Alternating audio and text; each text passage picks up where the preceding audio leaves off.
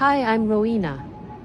My mom banned me from our family dinner and the whole table laughed like I was the joke. But I didn't cry. I asked the owner for a seat, because the owner, he knew me. They've tried to erase me for years. Told people I was unstable. Stole my scholarship. Rewrote my father's will. And the worst part? They smiled while doing it. How do you sit across from people who betray you with a straight face? Would you still call them family? I stood at the hostess stand of Callahan's, my heels clicking softly against the marble floor.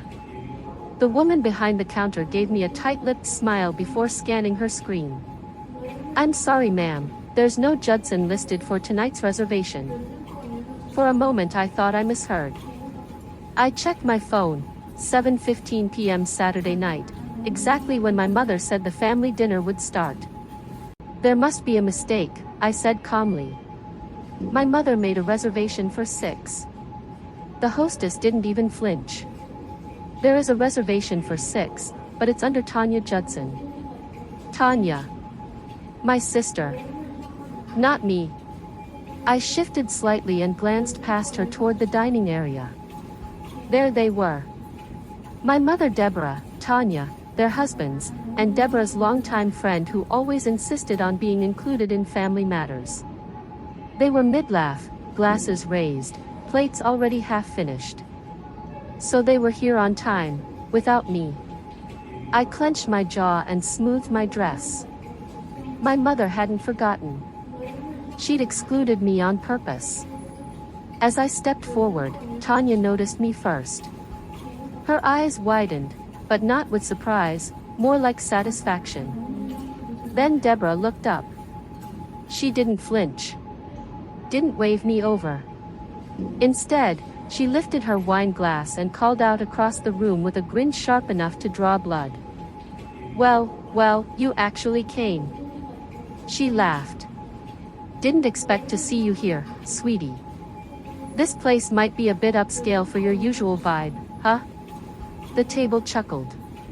Tanya raised a brow, tilting her wine glass as if in silent toast to my humiliation. I froze for just a second, every nerve in my body screaming for me to turn and walk out. But no. Not this time. I took a breath and turned back to the hostess. Would you mind letting Mr. Reuben Callahan know that Rowena Judson is here to speak with him? She blinked. Mr. Callahan, the owner? Yes. Behind me I heard Tanya's high-pitched laugh. Oh, come on, you really think dropping names is going to get you a seat? I didn't answer. I didn't need to. Moments later, Reuben appeared from the private corridor, calm, polished, the same as I remembered. He spotted me immediately and his face softened. Rowena, he greeted, voice warm. It's been too long. I smiled. Glad you're here, Reuben. He turned to the staff. Please prepare a seat for Miss Judson at the family table. The entire table went dead quiet. Tanya's fork slipped. Deborah's smile froze in place. She's not just a guest, Reuben continued. She's family. Deborah's lips twitched. She wasn't used to being outplayed, especially not in public. As I walked toward their table, past the stares and the pitying looks from strangers, I stopped just behind my mother. I bent down slightly, close enough so only she could hear me. Let's not pretend anymore, Mother. My mother didn't respond. Her face barely moved. But I caught the twitch in her jaw. Tanya stopped mid-sip, her glass hovering in the air like she forgot how gravity worked. The air around our table turned stiff. I didn't flinch. I pulled out the chair beside Reuben and sat down slowly, deliberately. He leaned toward a waiter and murmured something. A moment later, I was offered the exclusive chef's menu, something not even regulars received on a Saturday night. Deborah cleared her throat and let out a tight chuckle. Reuben must be feeling nostalgic. Don't take it too seriously, dear. Reuben didn't miss a beat. Actually, I take integrity very seriously, Mrs. Judson. I heard someone at a nearby table softly say, "Yikes," under their breath. I smiled, but only inside. This wasn't about revenge. It was about clarity. For a moment no one spoke. Tanya shifted in her seat, clearly uncomfortable. Deborah picked up her wine glass but didn't drink. That silence, I let it breathe. Let them stew in it. I thought about how I ended up here, this exact moment. 3 days ago I sat across from Ruben at a quiet cafe near the marina. He looked uneasy, stirred his coffee twice before speaking. "I wasn't sure if I should tell you this," he said, voice low, "but your mother called me. Years ago. Right after we met. About the restaurant proposal." I blinked. "What?" "She said you were unstable. Impulsive. Said I'd regret working with you." He looked at me, apologetic. At the time, I didn't know better. I remember nodding, biting the inside of my cheek. I didn't cry. Not in front of him. Back in the present, I picked up my water and took a slow sip. "Ruben told me what you said about me," I said, not bothering to hide the ice in my tone. Deborah gave me a tight smile.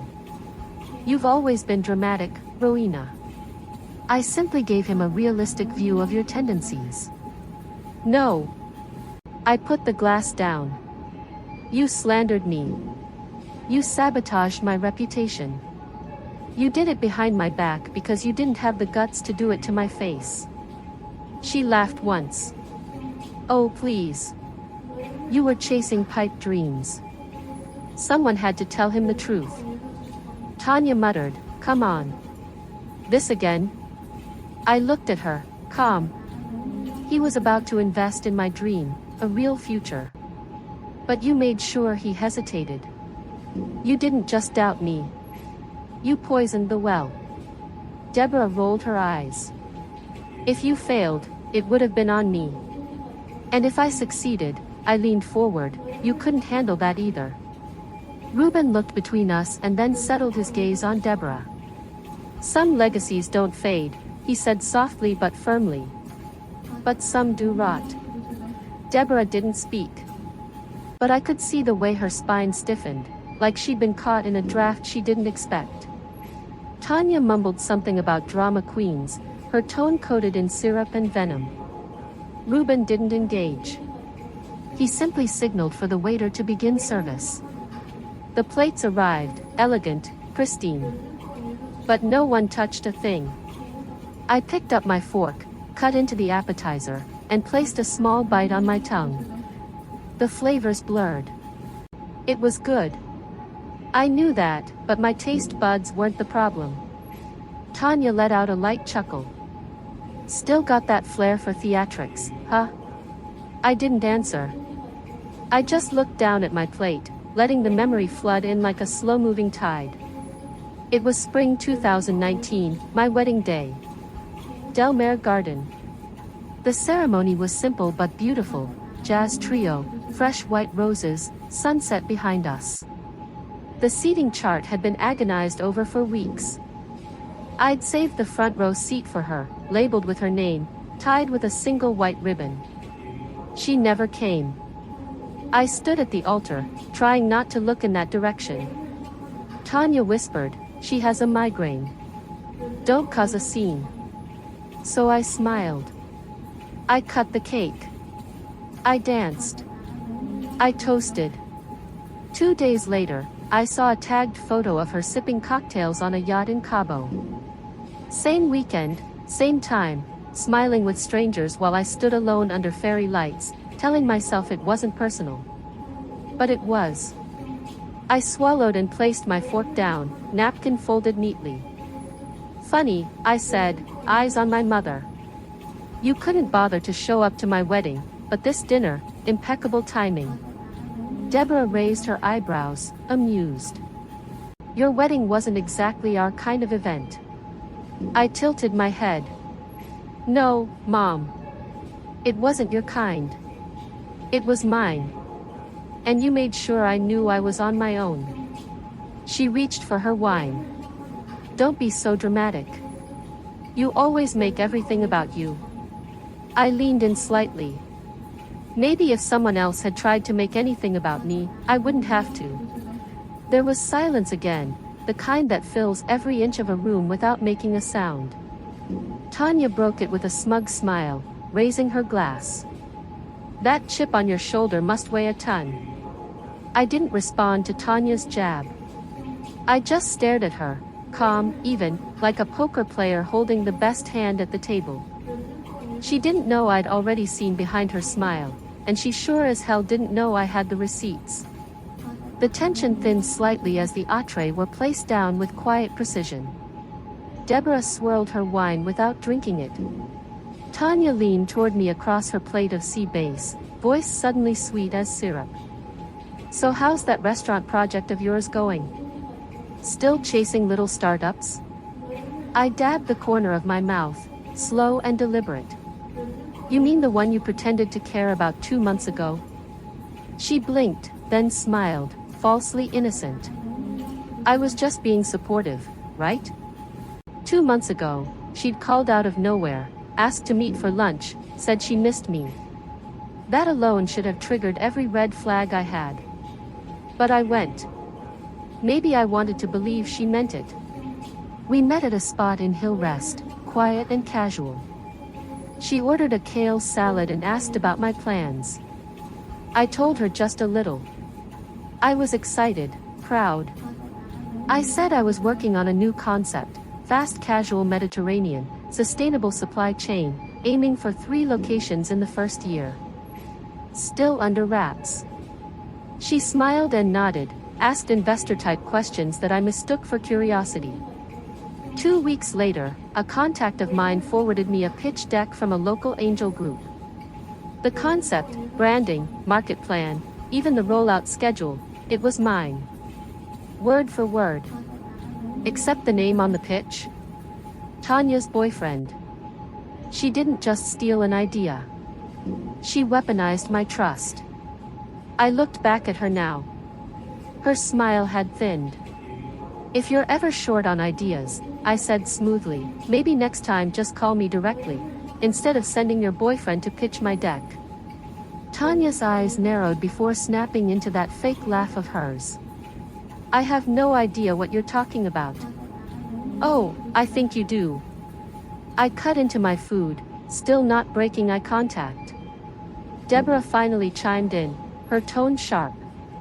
Let's not turn this into another performance. No performance here, I replied. Just clearing the air.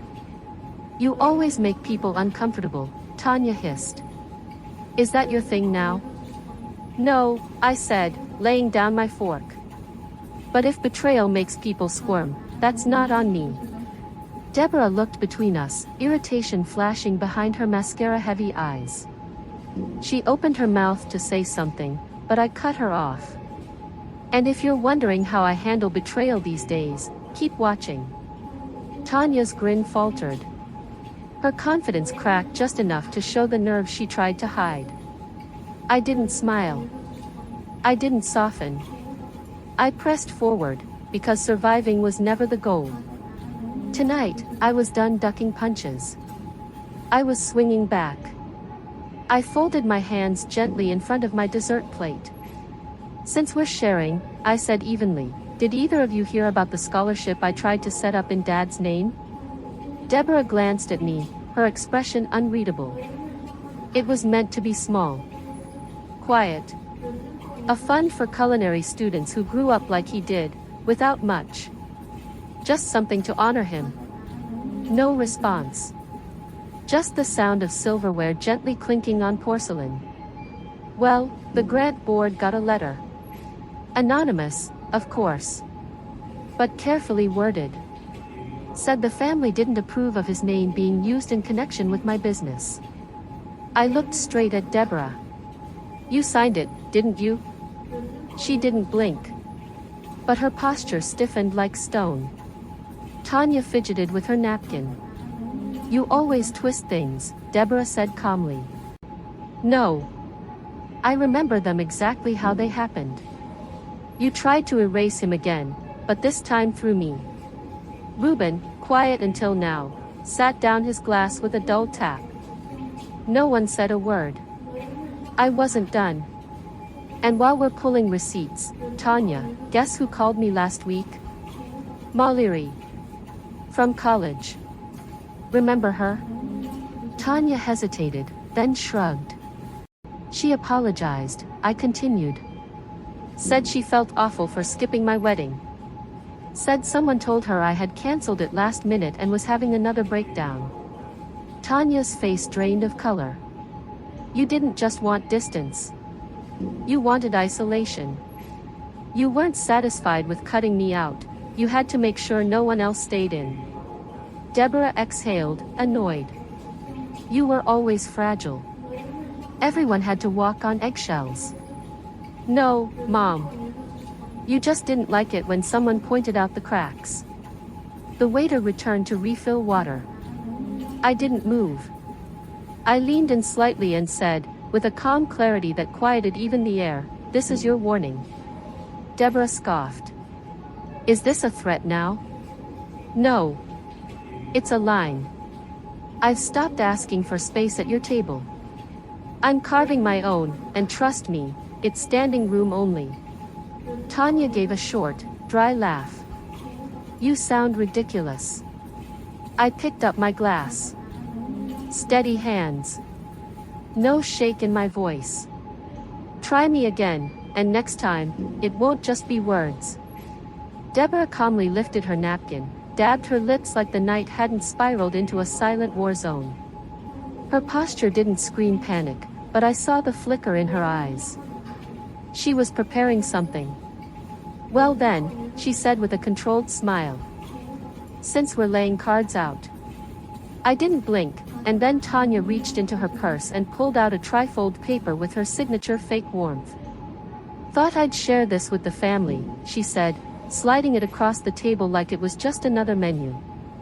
It's official. I've been appointed interim CEO of Judson Designs. I stared at the paper, then slowly reached for it.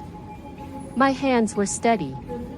The ink was fresh, signatures legit, notarized, no mention of me. Not even a courtesy copy. Deborah added, after the estate review, we needed a leadership plan that made sense. My jaw didn't drop. My voice didn't shake. But the temperature in my veins dropped 10 degrees. You cut me out, I said slowly. Behind closed doors. You've been distant, Deborah replied, matter of fact. You didn't engage. Tanya showed commitment. You mean she kissed the ring? Tanya leaned back, satisfied. It's not personal, Rowena. It's about who shows up. I looked her dead in the eye. You're damn right it's not personal. It's calculated. You didn't just remove me. You erased me. A man at the next table glanced over. Another sipped their wine slowly, pretending not to eavesdrop. I didn't care anymore. I folded the document in half, then again. This will not stand. Deborah gave a dismissive wave. It's done. No, I said, quieter than before. It's fraud. Tanya's voice dipped. You don't have proof. I stood. Yet I smoothed my dress, took one last look at the table that used to define me. Enjoy your dessert, I said, stepping back. You'll be choking on it soon. I turned and began walking away. Behind me, Tanya called out, smug and shrill. You were never going to win, Rowena. I stopped mid-stride, Tanya's voice still echoed behind me, smug and venomous. I turned slowly, heels clicking on the marble floor like punctuation marks. Every eye at the table was on me, but I wasn't looking for their approval. I walked back to the table with a calm that felt like thunderclouds rolling in. You think this is about winning? I said, placing my phone gently on the linen. I tapped the screen. A voicemail played on speaker. Rowena, this is Daniel from the firm. I went over that waiver from 2006, the one your mother had you sign before college. That wasn't a release form. It was misrepresented. Technically, it was masked as a grant document. It won't hold in court. Silence. Dead, suffocating silence. Deborah's hands froze around her wine glass. I looked at her, controlled. That piece of paper you used to shut me out? Turns out it's void. You lied to a teenager and called it estate planning. Deborah opened her mouth, closed it again. Tanya tried to jump in. You weren't even involved back then. You made sure I wasn't. I reached into my bag, pulled out a manila envelope and slid a printed copy across the table. Here's another throwback for you. Remember the Callahan scholarship I proposed back in 2014? A pilot fund for women in culinary arts. Ruben leaned forward. Someone applied using a fake name, but the email, the birthday, even the headshot, it was you, Tanya. You photoshopped your own image onto my idea.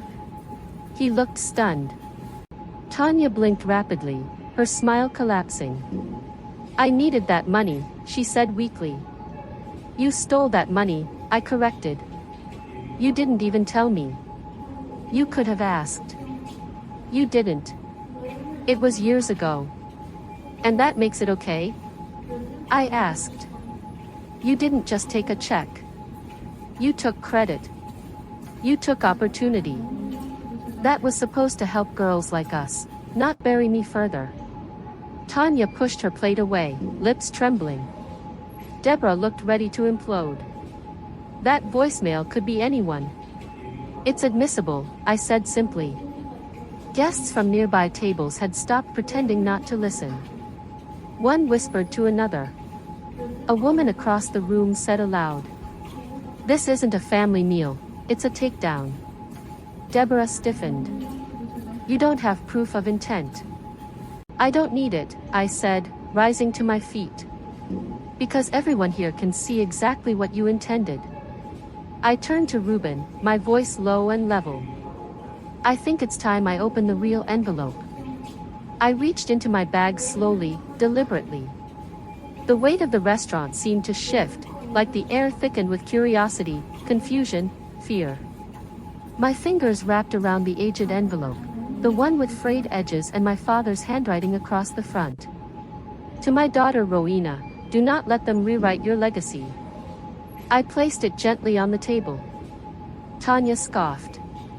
Deborah narrowed her eyes. Ruben leaned in, already sensing something seismic was about to break. This showed up 2 weeks ago, I said, voice steady. Hidden in an old toolbox at Aunt Claire's place. Locked in a cedar box with Dad's initials carved on the top. I paused, then opened the flap.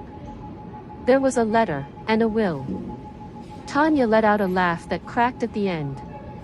Another letter, you think? I unfolded the document and slid it across the table, facing Ruben. He read in silence. The letter spoke first.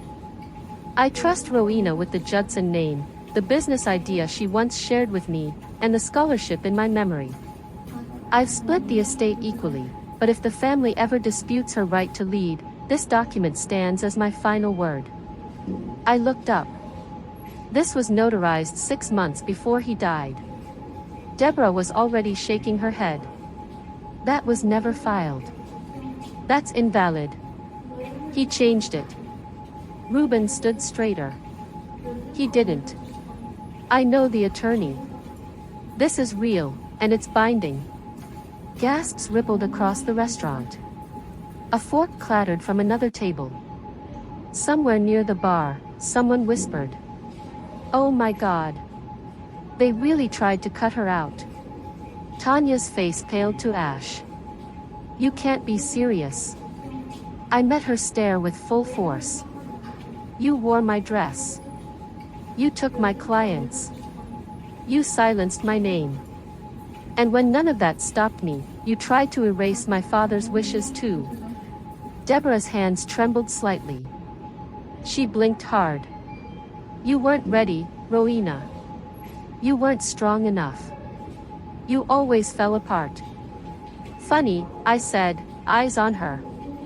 Here I am, still standing. Ruben's hand landed on my shoulder, firm but kind. And from what I've seen tonight, you're the only one who's carried the Judson name with integrity. The room was no longer eating. They were witnessing. I turned to Tanya, then Deborah. This isn't revenge. It's correction. The hush in the room didn't lift, not after my last words. Not after my father's letter. The tension hovered like mist, too thick to ignore, too honest to sweep aside. Deborah wouldn't meet my eyes. Tanya looked like a wind-up doll stuck mid-spin. Ruben hadn't moved his hand from my shoulder, grounding me. I stepped back from the table slowly, aware of every eye in the restaurant on me. I wasn't embarrassed. I wasn't proud. I was whole for the first time in years. I won't be filing anything tonight, I said, voice measured. Not yet. Deborah's head snapped up. You're bluffing. You have no standing. I have a notarized will, a recorded voicemail, a forged pitch deck, and more witnesses than you planned on. I tilted my head. But sure, let's call it a bluff. Tanya pushed her chair back, the legs squeaking loud against the hardwood. So what now? You ruin us? Sue us all? No, I said. I move forward. You stay stuck. You think people will believe you? Deborah's voice cracked. I scanned the room. A man nodded solemnly at me. A woman across the aisle offered a quiet thumbs up. Even the waitress who had refilled my glass hours ago gave me a tiny, affirming smile. They already do, I replied. Tanya stood, jaw clenched. You're not coming back from this. I smiled, tired but steady. I don't need to come back, I said, because I never left. You just tried to erase me. Deborah slumped slightly in her chair, her world unraveling, her power, built on secrets and silence, was dissolving under fluorescent lights and linen tablecloths. Ruben handed me his business card. When you're ready, come by the office. We'll file everything legally. Thank you, I said, slipping it into my purse. I took one last look at the table, the broken dynasty they tried to protect by breaking me. Then I walked toward the exit. Not with vengeance, with freedom. Outside, the air was cooler than I remembered. Clean. My phone buzzed. A text from the scholarship board, the real one. Approved. Let's move forward with Judson legacy. Congratulations, Rowena. I looked back through the glass door one last time. Tanya still standing, Deborah still stunned. And me? I walked away. Not because I lost my place at the table, but because I finally realized that seat was always mine. And if there's one thing I've learned through all of this, it's that silence doesn't keep peace, it just lets injustice settle in. Sometimes the most powerful thing you can do isn't scream or fight, it's simply to stand. To speak. To stop apologizing for existing. I used to believe that being left out meant I was the problem. But now I know, I wasn't missing from the table. I was the table. And if you've ever felt like you didn't belong, or that your voice didn't matter, let me be the one to remind you, you don't need permission to take up space. You never did. What about you? Have you ever had to stand up to someone you love just to protect your own peace? I'd love to hear your story. Drop a 1 in the comments if this video hit home for you, or let me know where you're watching from if this story made you feel seen, heard, or just a little braver. Don't forget to subscribe so you won't miss the next chapter in our journey. Because out here, we speak the truth, even if our voice shakes.